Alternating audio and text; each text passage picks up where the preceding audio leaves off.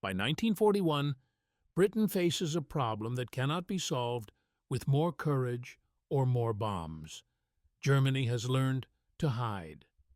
Across occupied Europe, critical infrastructure disappears beneath concrete and earth. Submarine pens along the Atlantic coast, aircraft factories carved into mountainsides, weapons facilities tunneled so deep that even direct hits barely scratch the surface. The Luftwaffe shelters inside bunkers with roofs 12, 15, 20 feet thick, engineered specifically to absorb the largest bombs Britain can deliver. Bomber Command responds the only way it knows how, with volume. More aircraft, more sorties, more tonnage dropped into the darkness over hostile territory.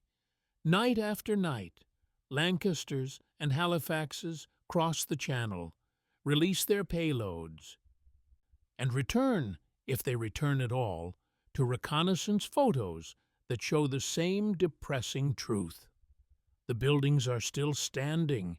Conventional bombs detonate on impact. They crater roofs. They shatter windows. They kill personnel caught outside. But the structures themselves, they absorb the punishment, crack slightly, and hold. Within days, sometimes hours, German crews repair the damage and resume production. The war machine grinds on, protected not by armies, but by physics and concrete. The mathematics are brutal. To destroy a single hardened target requires dozens of bombers, hundreds of men, and odds that guarantee losses. Even then, success is uncertain. Intelligence reports estimate that less than 5% of bombs dropped on fortified sites cause meaningful structural damage. The other 95%? Wasted steel, wasted fuel, wasted lives. Churchill's advisors present him with increasingly grim assessments. At current rates, the air campaign cannot break Germany's industrial capacity before Britain exhausts its own resources. The Allies are fighting a war of attrition against an enemy that has turned the earth itself into armor. One officer frames the dilemma starkly during a late-night briefing. We can reach them. We just cannot hurt them. Commanders begin writing off entire categories of targets as effectively invulnerable. The submarine pens at Brest, Saint-Nazaire, Lorient, deemed too costly to attack with existing weapons. The V-weapon sites buried in French hillsides, monitored but untouchable. Germany's most critical infrastructure has become strategically immune, not because it cannot be found, but because it cannot be destroyed. The question hanging over every planning session, every briefing, every sleepless night in the Air Ministry is painfully simple. How do you fight an enemy you cannot break? In a modest office far from the bombers and the briefing rooms, Barnes Wallis sits surrounded by equations and asks a different question entirely, one that will sound absurd to everyone who hears it. What if we stop trying to break through the concrete and break the ground beneath it instead? The idea is so counterintuitive, so divorced from conventional military thinking, that when Wallis first suggests it, even his closest colleagues struggle to take it seriously. But the mathematics, he insists, are undeniable. Before we continue, click that subscribe button, like this video, and let me know in the comments where you're watching from. It brings me great joy knowing that these war stories and lessons get to people all over the world. Your support helps us bring more thrilling war stories, and trust me, you won't want to miss them. Now, let's get back to the story. Barnes Wallis does not look like a revolutionary. At 53, he is soft-spoken, methodical, and exhausted. a career engineer who has spent decades designing airships and aircraft structures, not weapons. But in early 1941, while London still smells of smoke and rubble, Wallis sits at his drafting table and performs a kind of intellectual judo on the problem consuming the RAF. He stops asking how to destroy concrete. He starts asking why concrete works. The answer is obvious once he writes it down. Conventional bombs explode on impact, releasing energy outward and upward into air, which offers no resistance. The blast dissipates. The fortress stands. The war continues. But what if the bomb didn't detonate on the surface? What if it penetrated through the concrete, into the earth beneath the target, and detonated there, where the energy has nowhere to go but through compacted soil and bedrock? The ground would become a transmission medium. Shockwaves would travel through the earth itself, heaving foundations upward, cracking concrete from below, turning structural strength into structural failure. The deeper the bunker, the more vulnerable it would become. Germany's greatest advantage, depth, would invert into its fatal weakness. Wallis runs the calculations obsessively. Terminal velocity, casing density, penetration depth, explosive yield. The numbers converge on something audacious, a bomb weighing over 12,000 pounds, streamlined like a torpedo, falling fast enough to punch through reinforced concrete before detonating deep underground. He calls it an earthquake bomb.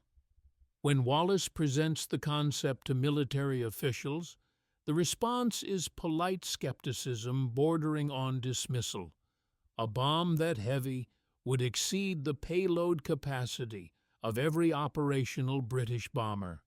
Accuracy from high altitude, essential for the concept to work, is notoriously unreliable, and the metallurgy required to forge a casing strong enough to survive supersonic impact without shattering.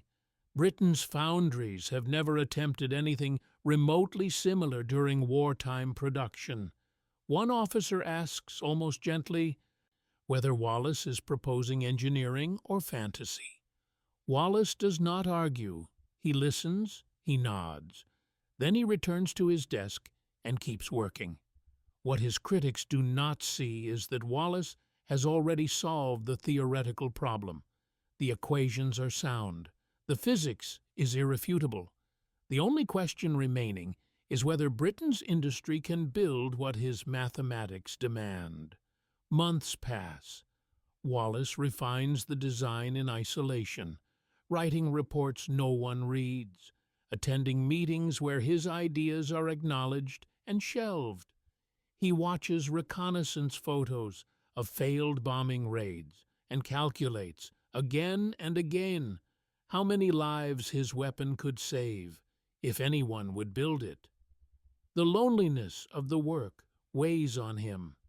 According to colleagues, Wallis grows quieter, more withdrawn. He is not chased glory. He is chasing an end to the stalemate. And the harder he pushes, the more resistance he encounters.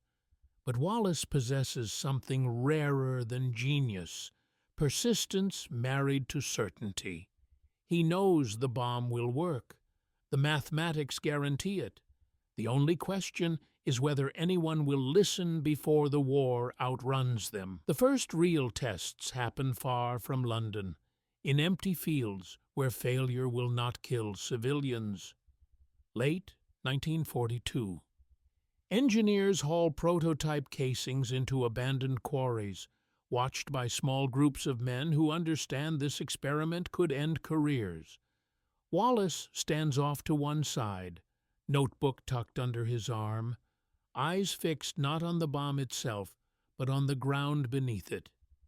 When the first prototype drops and detonates, there is no dramatic fireball, no towering plume of smoke. Just a strange, unsettling movement, the earth bulging upward, settling, then going still. Survey stakes tilt, instruments jump.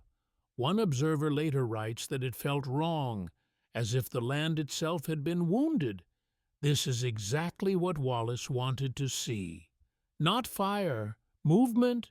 Then come the failures. A test casing cracks on impact, spilling explosive energy too early. The blast throws dirt outward instead of downward. Another shatters entirely, disintegrating before it can penetrate. The problem is brutal in its simplicity. The steel must be strong enough to survive impact at over 700 miles per hour, yet not so brittle that it fractures. Britain's foundries have never attempted anything like this.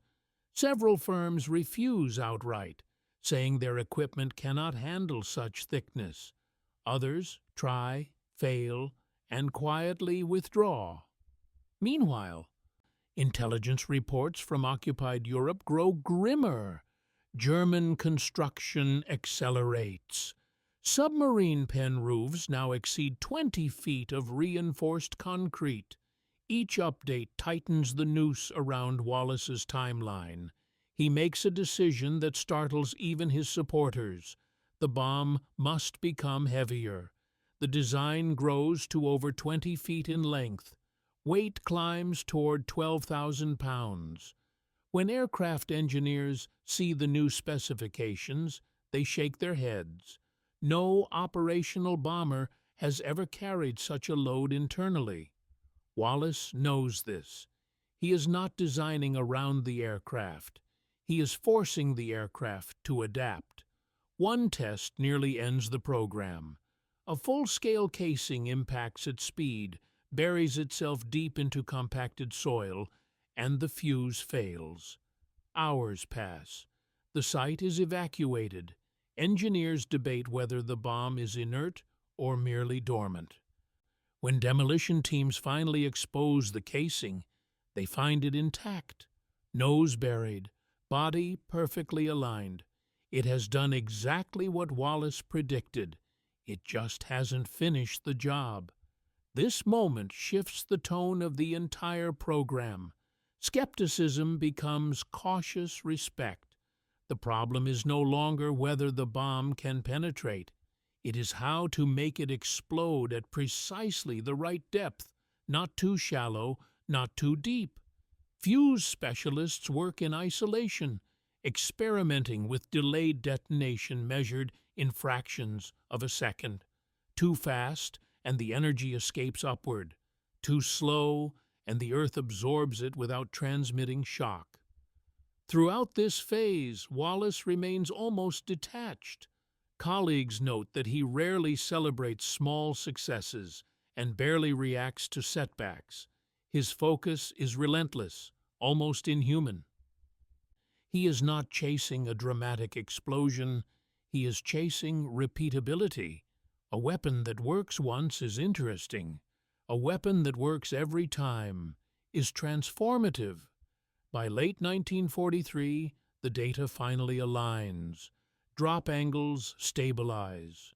Penetration depths become predictable. Seismographs record the same signature again and again, a sharp downward spike, followed by a rolling wave through bedrock. The bomb exists. The theory is proven. Now comes the hardest part, delivering it into combat. If you enjoy dramatic, jaw-dropping stories, subscribe to WW2 Archives Declassified. Let's grow this channel to 1,000 subscribers. The only aircraft remotely capable of carrying Wallis's creation is the RAF Lancaster. Even that is a compromise, bordering on desperation. Late 1943. Inside hangars lit by bare bulbs, engineers stare at the bomb, then at the bomber, measuring and remeasuring, knowing something has to give. The Lancaster was designed for volume, not singular mass. Tallboy is too long for the bomb bay, too heavy for standard mounts, too unforgiving of imbalance. To make this work, the aircraft itself must be gutted and rebuilt. Bomb bay doors are removed entirely, not modified, removed.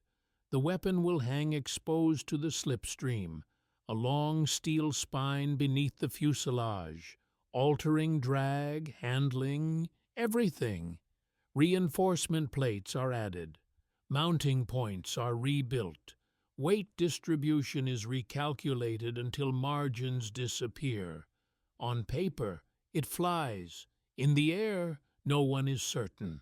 The crews selected are not volunteers in the romantic sense. They are chosen because they can fly level longer than anyone else. Precision matters more than bravery. Tallboy does not forgive corrections made too late. At altitude, under fire, the aircraft must be held steady for long seconds that feel endless. A fraction of a degree off, and the bomb will miss by hundreds of feet. Training flights begin over the sea. No flak, no fighters, just cold air and the strange, sluggish feel of a Lancaster carrying something it was never meant to carry. Some pilots describe it as flying with a building strapped to the belly. The tension during release runs is worse than enemy fire. At least flak is external. This pressure comes from inside the cockpit, from knowing that if anyone loses focus, even for a heartbeat, the entire mission fails. Early June 1944. The submarine pens at Brest.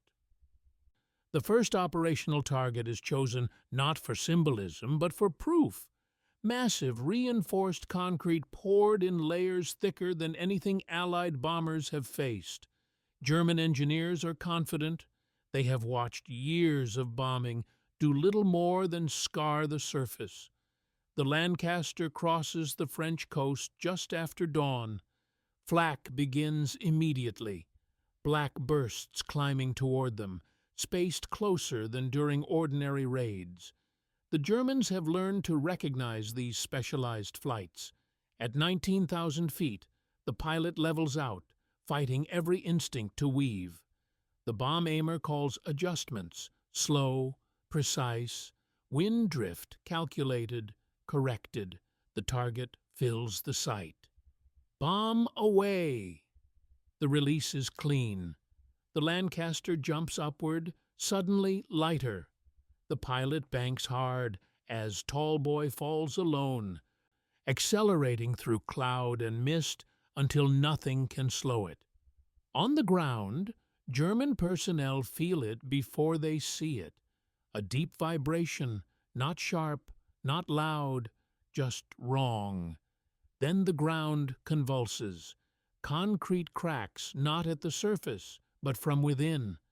The roof flexes, supports shudder. Below, buried beneath layers of reinforced concrete, the bomb detonates. The effect is not a blast, it is a heave. Walls split along stress lines no one knew existed. Sections of roof sag, then collapse inward. Inside, pressure waves travel through concrete like a fist through water. Doors jam, lights fail, dust fills lungs. When reconnaissance photos arrive, the truth becomes undeniable. The pens are compromised, fractured, unsafe. Repairs would take months. Time Germany does not have. For years. Tirpitz has been a ghost that shapes the war without moving. Launched in 1941, sister ship to Bismarck, 52,600 tons of steel hidden in Norwegian fjords. She forces the Royal Navy to plan around her shadow. Convoys to the Soviet Union reroute. Battleships are tied down. Aircraft carriers wait on standby. Tirpitz does not need to sail to be dangerous. Her existence is enough. Every attempt to destroy her has failed or only wounded her. Submarines scar her once but do not kill her. Air attacks score hits but cannot finish the job. Armor, smoke screens, mountains, weather, and distance keep her alive. By 1944, Allied planners understand a hard truth. As long as Tirpitz floats, she controls strategy far beyond her anchorage. This is why Tallboy is brought north. November 12, 1944, just after 9:30 a.m. The sky over Tromsø is pale and brittle with cold. 32 Lancaster bombers approach at altitude, engines steady, cruisers silent. They have flown for hours over sea and mountains, knowing this mission is different. There is no city below, no factory complex, no wide target area. There is only one ship, moored, camouflaged, surrounded by hills and anti-aircraft fire. The run-in is brutal. German gunners open up early. Flak bursts climb toward the formation, sharp black flowers hanging in thin air. The Lancasters hold course. They must. Precision matters more here than anywhere else. The bomb aimers track the ship as it grows in their sights. Long, angular, deceptively still. Tirpitz cannot maneuver. She is anchored. That is both her strength and her sentence. The first Tallboy is released, then another. Each Lancaster lightens suddenly, noses lifting as pilots push into evasive climbs. Below, the bombs fall cleanly, accelerating through cold air, guided only by gravity and physics. One misses, striking nearby and detonating beneath the water. The shock rattles the hull. Men aboard Tirpitz feel the deck tremble. They know this sensation. They have felt near misses before. This time is different. Another Tallboy strikes close enough to deform the seabed beneath the ship. The water itself seems to punch upward. Hull plates flex, rivets scream. Then one bomb hits exactly where Wallis's mathematics predicted it must. It penetrates past armor, past decks, deep beneath the ship before detonating. The explosion does not tear Tirpitz apart in fire. It lifts her. 52,600 tons rise, hesitate, and then settle back. Wrong. Inside the ship, chaos erupts. Bulkheads buckle, turrets jam, power fails. Men are thrown against steel walls. Compartments flood unevenly, creating a fatal list. Within minutes, the angle increases beyond recovery. Tirpitz begins to capsize, slow at first, then faster, inexorable. Some crew manage to escape onto the deck. Others are trapped below as the ship rolls. Observers on shore watch in stunned silence. A weapon that no gun could stop has been undone, not by naval fire, but by an idea dropped from the sky. At approximately 10:15 a.m., Tirpitz turns over completely. The hull breaks the surface, red and raw. Smoke drifts. The water closes over what remains. More than 1,000 German sailors die in the wreck. Above, the Lancaster crews see the result from altitude. According to post-mission accounts, there is a moment of stillness, almost disbelief. A battleship that had tied down disproportionate resources is gone, not after a fleet action, but after a few precise drops. One idea has defeated a symbol of traditional power. By the time the war in Europe draws toward its final months, Tallboy is no longer a secret whispered in briefing rooms. It is a fact the Germans plan around and fear.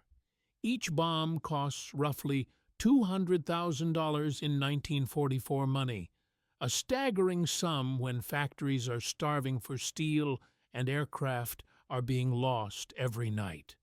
Yet Allied planners keep authorizing its use because the arithmetic of war has changed. One precise strike can remove a target that would otherwise absorb hundreds of sorties and thousands of lives. What Tallboy proves is not simply that bigger bombs exist. It proves that destruction does not scale linearly. A conventional bomb spreads energy outward, losing force with distance. Tallboy concentrates energy inward, letting physics do the work. Speed replaces quantity. Depth replaces surface damage. It is not the loudest weapon of the war, but it may be the most intellectually disruptive. After it appears, no bunker can be considered safe just because it is buried deeper. Barnes Wallis watches this transformation with mixed emotion. His work has succeeded beyond expectations, yet the cost is visible in reconnaissance photos and casualty reports. He understands, perhaps better than anyone, that he has helped invent a category of weapon rather than a single device. Soon after Tallboy proves itself, its larger successor follows. Grand Slam, 22,000 pounds, the largest conventional bomb used in the war. Designed on the same principles: fall faster, penetrate deeper, shake the ground harder. Entire viaducts collapse, railway tunnels cave in, mountainsides slide. What is striking, reading Wallis's later correspondence, is how little triumph appears in his words. He frames his success not as victory, but as efficiency. Fewer missions, fewer nights over flak, fewer crews lost trying to smash targets that refuse to break. From his perspective, Tallboy is not an escalation. It is a shortcut through the bloodiest part of industrial war. The legacy extends far beyond 1945. Modern bunker-busting weapons trace their lineage directly back to these designs: hardened steel casings, delayed fuses, penetration before detonation. Even today, when militaries talk about deeply buried targets, the logic is the same. Do not fight the surface, undermine it. The language has changed, the mathematics have not. There is also a quieter legacy, one that rarely appears in official histories. Tallboy exposes a truth about warfare that many commanders resist. Superiority does not always belong to the side with more men, more tanks, or more bombs. Sometimes it belongs to the side willing to rethink first principles. Germany built thicker concrete. Britain asked whether concrete mattered at all. One approach required endless labor, the other required a single insight and the courage to pursue it. Today, unexploded Tallboys are still found buried in soil and seabeds, dormant reminders of how close the ground itself came to becoming a battlefield everywhere. When they are uncovered, entire cities evacuate. The war reaches forward through time, forcing people decades later to stop, wait, and remember what was buried beneath their feet. In the end, the story of Tallboy is not about a bomb hitting a target from 20,000 feet. It is about a shift in thinking so sharp that it rewrote the relationship between engineering and warfare, a reminder that the most powerful weapons are often conceived in silence, on paper, by people who ask a question no one else is willing to consider. Don't just watch. Subscribe. Help Archives Declassified hit 1,000 subscribers.